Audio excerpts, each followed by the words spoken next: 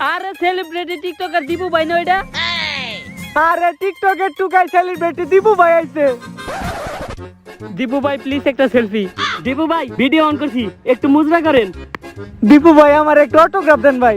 আরে অনেক মানুষ এই জায়গায় সবাই সেলফি তুলতাছে, তুমি সেলফি তুলো। আরে দিবু ভাই এখানে অনেক মানুষ কই পেলেন, মাত্র তো 6 জন। আরে ভাই সবাই সেলফি তুলতাছে তাই তুমি সেলফি তুলো। দিবু ভাই আপনি অটোগ্রাফি দিবেন, অটোগ্রাফ দিতে আপনার কি সমস্যা? আরে তুমি বুঝো না কে, আমি টিকটকাররা মূর্খ পড়ালেখা পারে না। কি ভাই মারলেন কে আমারে? আবার কথা কর ভাই, মারেন কে আমারে? আবার কথা কর, মারেন কে? আমি কি করছি? আমারে মারেন কে? আব্বা সকাল কয়টা বাজে? ঘুম থেকে কি উঠতো তোর বাপে?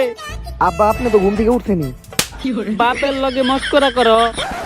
আব্বা সকাল সকাল একটা স্বপ্ন দেখতেছিলাম, কত সুন্দর স্বপ্ন যে আমি টিকটকে অনেক বড় সেলিব্রিটি হয়ে গেছি, তারপর আমি দিয়াবাড়ি গেছি, আমারে দেখতে অনেক ফ্যান আইছে। হ, আর তখনই তোরে 4-5 জন চড়াইছে।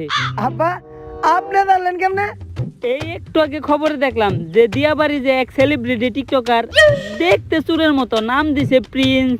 প্রিন্স আব্বা প্রিন্স মুমিনুল। হ হ হ, এই কি হইছে আব্বা? আমি তার বিগ ফ্যান। মাইর খাইছে। আর তুই এত সুন্দর বিছনা থেকে নিচে ঘুমাইতেছিস কে?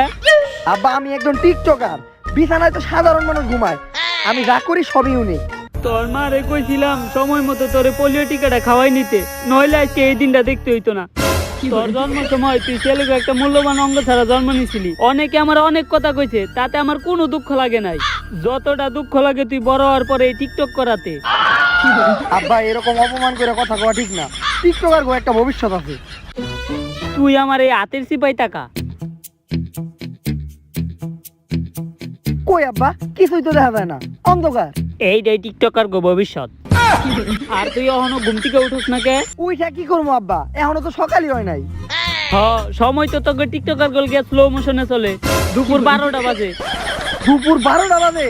তাড়াতাড়ি রেডি হয়ে যাইতে হইব, আমার তো আবার একটা ইম্পর্টেন্ট কাজ আছে। হ, তোর ইম্পর্টেন্ট কাজ তো আমি জানি। টিকটকে যে মুজরা করবি, কেন যে সময় মতো পোলিও টিকাটা দিলাম না, তাইলে পোলাটা আজকে প্রতিবন্ধী হইতো না। আম্মা পেস্ট কই? দেখ বাথরুমের ভিতরে। বাথরুমের ভিতরে আম্মা কইছে, তার মানে বাথরুমের ভিতরেই পেস্ট।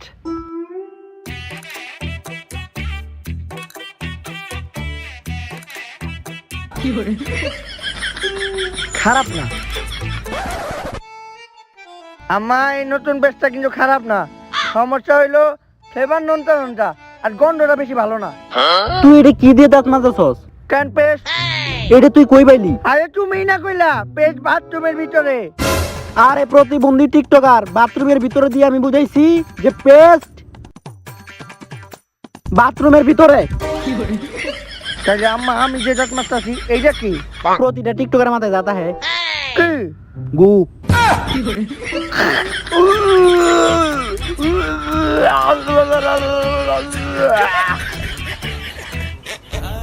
আম্মা তুমি এবার বুঝাই কইবা না। আমি তো বুঝে গেছিলাম টিকটকার কত কম সেন্স নাই। তাড়াতাড়ি তোকে টিকটকের কন্টেন্টের মতো 15 সেকেন্ডে রেডি হইয়া বাজারে গিয়ে 1 লিটার তেল নিয়ে আয়। ওই যাওয়ার সময় আবার সোল্লো মোশনে যাইও না। আগের বারও শোনাতে পাঠাইছিলাম, সোল্লো মোশনে গেছিলি, 1 মাস পরে বাড়িতে ফিরতোস।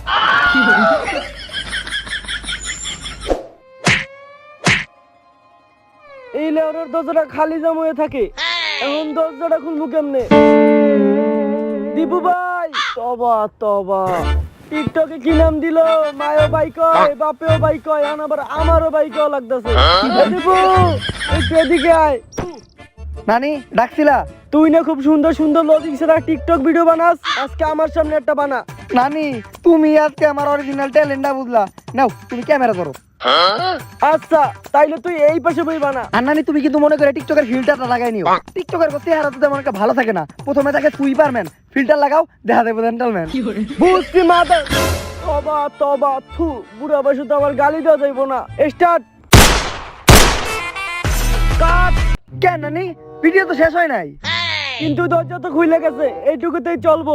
নে তুই তোর মোবাইল ধর, আমি সাইডে লাইরে দি। আর কে কইছে টিকটকাররা কোনো কামেন না? মাঝে মাঝে ঘরে ছোটখাটো পাতি কাজ টিকটকার দিয়েই করানো যায়। আর এই পাশের বাড়ি ফ্ল্যাট আগে না কোনো ডাক্তারও কাম হইতেছে না।